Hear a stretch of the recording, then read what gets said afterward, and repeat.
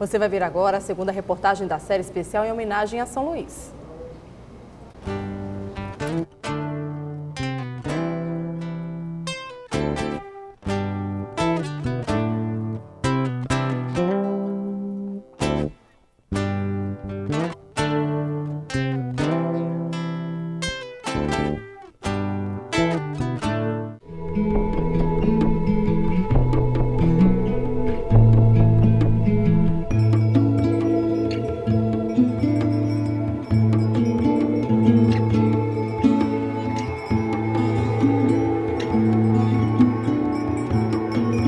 Praia Grande, centro histórico de São Luís, berço do desenvolvimento da capital. Lugar de personagens implacáveis que levaram a cidade para o centro do país. Ana Joaquina Jansen Pereira é uma delas. Neta de comerciante holandês, amante de um coronel rico, casado e mãe solteira. Tudo seria mais um caso para fuxicos na cidade, não fosse ela a rainha do Maranhão. Uma mulher com tino comercial notável e de causar inveja, multiplicou fortuna. Firmou-se como uma das maiores produtoras de algodão e cana-de-açúcar do Império, além de possuir o maior contingente de negros do estado. Parece lenda, ficção de escritor, mas Dona Ana existiu e aterrorizou muita gente com sua implacável autoridade de latifundiária. Foi de pessoas como essa que São Luís fez nome no período colonial brasileiro.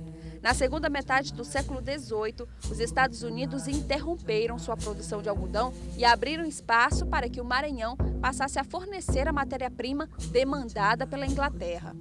O historiador Marcos Saldanha explica que São Luís, assim como o Maranhão, entraram para o cenário do capitalismo mundial por volta da segunda metade do século XVIII.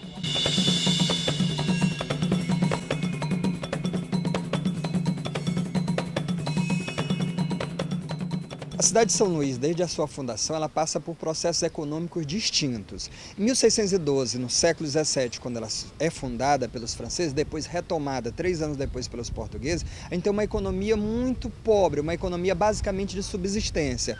O que era produzido, muito pouco era exportado para Portugal, como era o modelo que prevalecia no restante do país.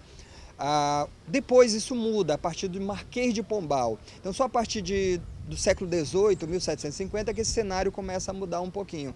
Aí ele vai estabelecer uma economia muito mais organizada que vai entrar no cenário capitalista. Em 1755, é fundada a Companhia Geral do Comércio do Grão-Pará e o Porto de São Luís ganha enorme movimento de chegada e saída de produtos. Nesse mesmo período, foi construída a Praça do Comércio, na Praia Grande, que se tornou centro da ebulição econômica e cultural de São Luís. Mas essa ascensão duraria pouco.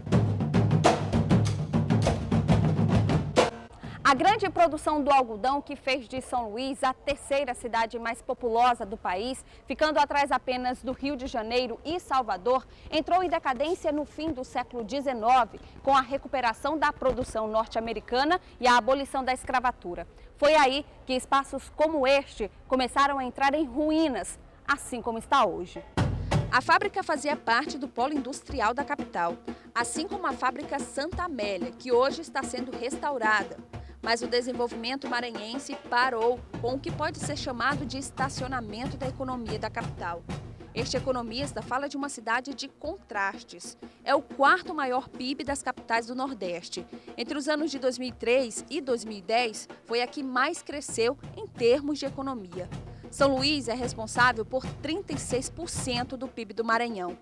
Mas, apesar da história rica, a cidade ainda não conseguiu despontar como um dos importantes polos brasileiros. Possui o 25º PIB entre as capitais e tem a 4ª maior taxa de desemprego do Nordeste.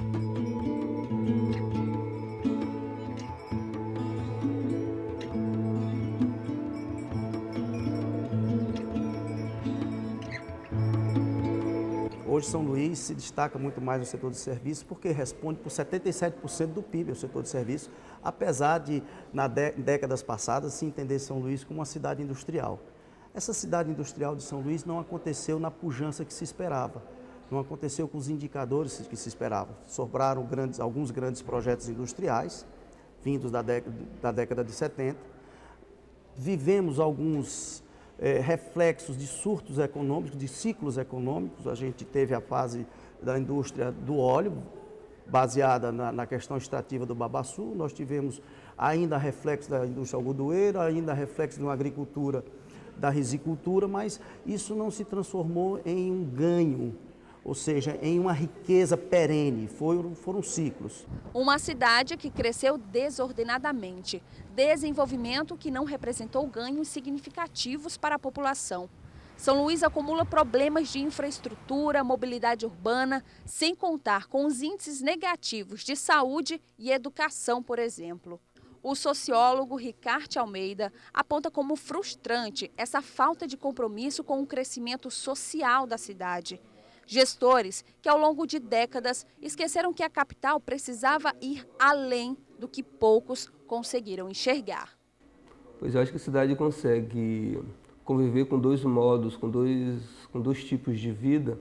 Um estilo de vida moderno, conciliado com um estilo de vida tradicional. É uma cidade que tem feições urbanas, mas também tem alguma feição rural. E esta feição rural perde cada vez mais espaço para o urbano desordenado que se sobrepõe sobre os territórios do interior da ilha. Só fica a esperança desse imenso potencial ser reconhecido. É preciso que a gente sonhe muito mais. É preciso que a gente busque, evidentemente, evoluir para uma sociedade de sonhos ilimitados, para que casa, carro seja apenas um estágio de sua vida. Eu quero muito mais do que isso. É preciso ver muito mais do que isso.